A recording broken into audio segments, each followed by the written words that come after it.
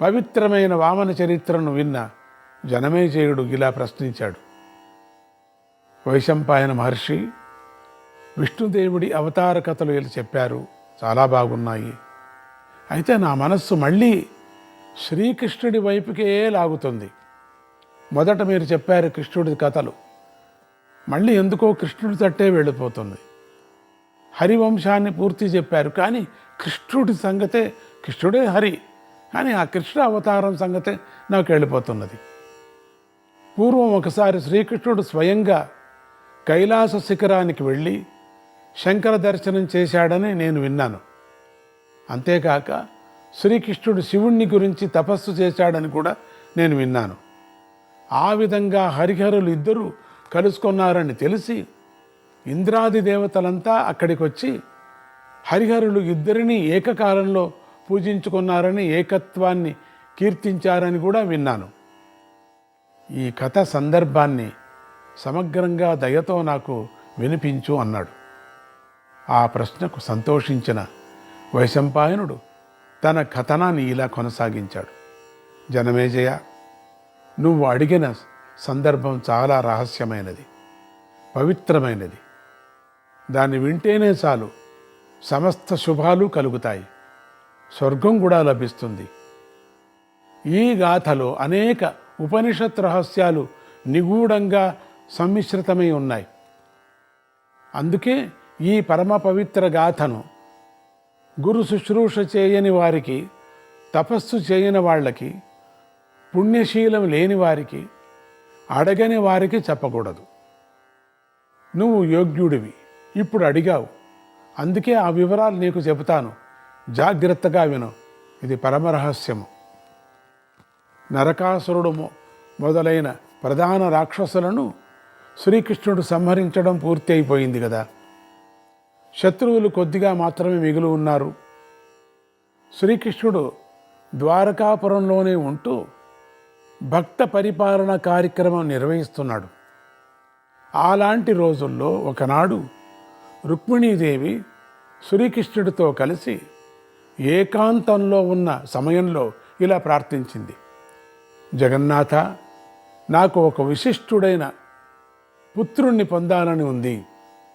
ఆ పుత్రుడు బలంలోనూ, అందంలోనూ, తపస్సులోనూ నీతో సమానంగా ఉండాలి.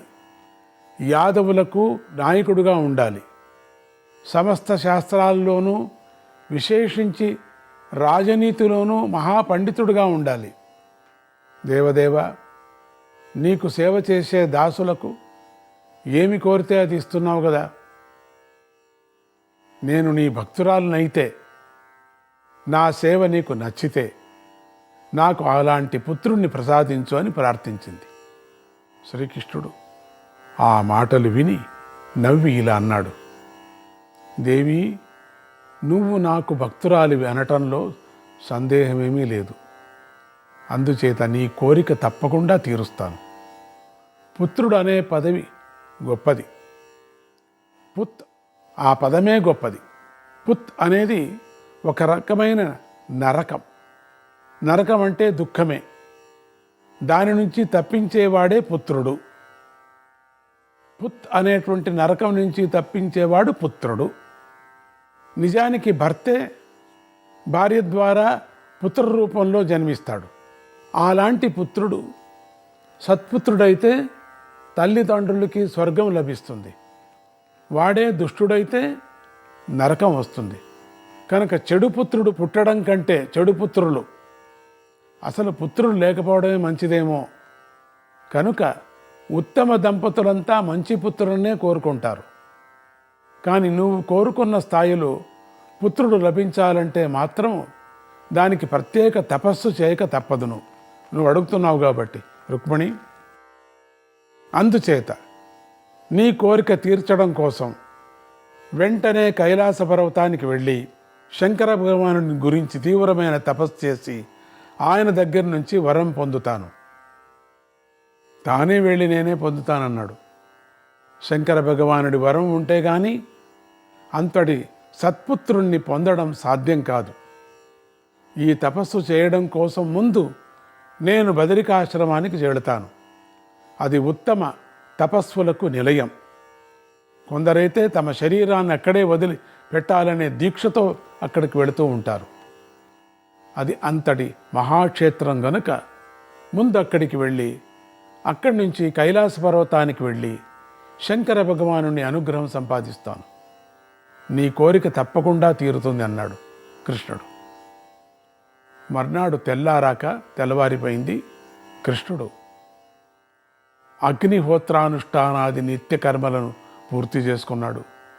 కొంతమంది బ్రాహ్మణులను గోదానాలు దక్షిణలు ఇచ్చాడు.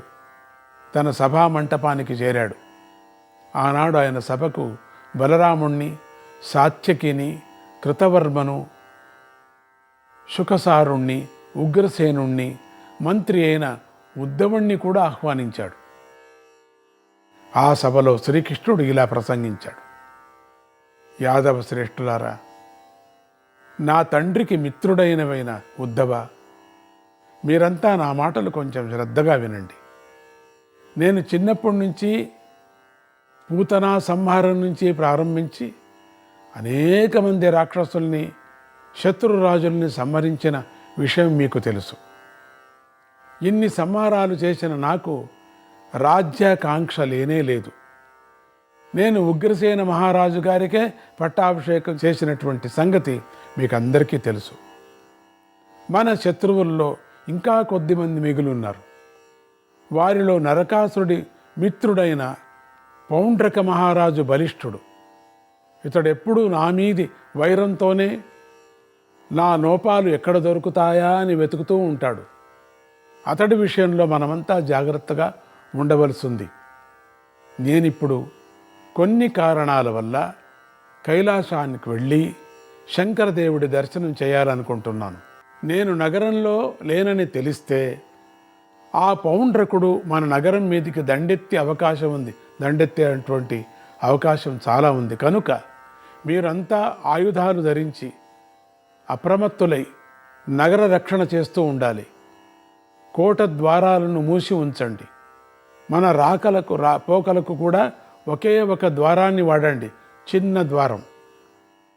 ఆ ద్వారంలో నుంచే వెళ్ళే వాళ్ళకి వచ్చేవాళ్ళకి కూడా రాజముద్ర ఉన్న అనుమతి పత్రాలు ఉండి తీరాలి. అలాంటి పత్రాలు లేని వారిని లోపలికి అసలే రానివద్దు. ఎవరు వేట కోసం బయటికి వెళ్ళకండి. కోటకు బయట ఆటలు ఆడకండి.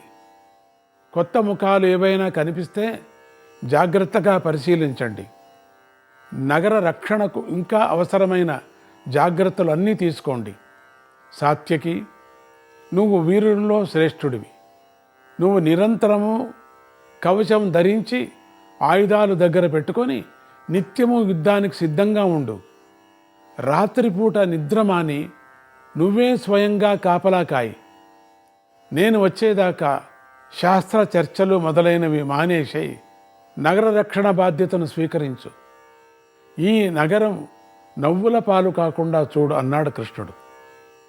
సాత్యకి ఆ మాటలు విని ఇలా అన్నాడు.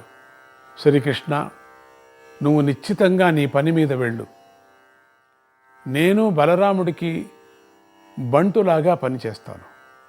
నువ్వు వచ్చేదాకా నువ్వు చెప్పిన జాగ్రత్తలన్నీ తీసుకుంటాను. అయినా ఈ చిన్న పనికి నీకు ఇంత ఆందోళన దేనికి? నీ దయ ఉంటే నేను దేవతలైనా జయించగలను అనేది నీకు తెలుసు కదా. ఈ పౌండ్రకుడికి ఏమి లెక్క? కనుక నీవు నిశ్చింతంగా బయలుదేరు అన్నాడు సాత్యకి. అసలు ఈ పౌండ్రకుని విచారంగా మీరెందుకు బాధపడతారు? బాధపడాల్సిన పని లేదు. వాడు చిన్న రాక్షసుడు అంతే. అప్పుడు శ్రీకృష్ణుడు ఉద్ధవుడితో ఇలా అన్నాడు. ఉద్ధవ, నువ్వు యాదవ సామ్రాజ్యానికి ఉత్తమ మంత్రివి, విద్యావంతులలో అగ్రగణ్యుడివి. విషయమంతా విన్నావు కదా. ఇప్పుడు నువ్వు ఏం చెయ్యాలో నీకే తెలుసు. నీలాంటి మేధావుల ముందు నేనేమి మాట్లాడగలను? అందుకే నీకు ప్రత్యేకంగా ఏమీ చెప్పడం లేదు. ఈ సందర్భంలో ఏం చెయ్యాలో అది నువ్వు చెయ్యి. ఏం చెయ్యాలో చెయ్యి, సందేహించవద్దు. తొందరగా చేసేది యోచన చేయొద్దు అన్నాడు. ఈ మాటలు విన్న ఉద్ధవుడు ఇలా సమాధానం చెప్పాడు. దేవా గోవింద, ఇవేం మాటలు? నీ ముందు నేనెంత? నేనేమైనా చేస్తే శబ్దం అవుతుంది కదా.